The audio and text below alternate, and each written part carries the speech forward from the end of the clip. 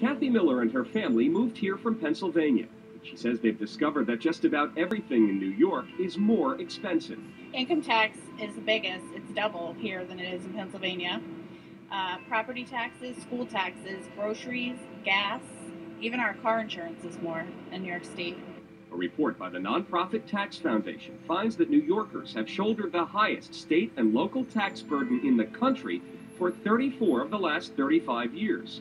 Joe Henchman is the foundation's vice president. Of course, New York has many great things going for it, but a big obstacle is the tax burden. Taxes are high and they're complex in New York. So why is it so expensive to live in New York? Governor Cuomo says there are too many local governments. E.J. McMahon of the fiscally conservative Empire Center says there are too many people working for the government. Salaries, benefits, and pensions that drive up costs. We employ more people in the public sector and pay them more, and also rig the rules for public contracting to cost more. McMahon says the state's labor laws tilt the bargaining table to favor the unions. But economist Fred Floss of the Labor-Supported Fiscal Policy Institute says that's not true.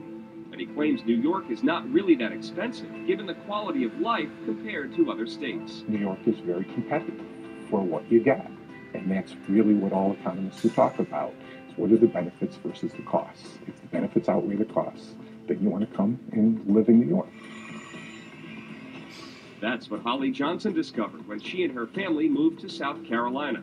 She says the taxes were lower, but the roads and the schools were poor. We found that, for example, if you wanted a quality education for your children, you needed to put them in a private school down there, which was very, very costly. Johnson says she was happy to move back. Others say they can't wait to move out. In the end, it's a decision driven by more than just dollars. In Albany, Steve Flemish, News Channel 13.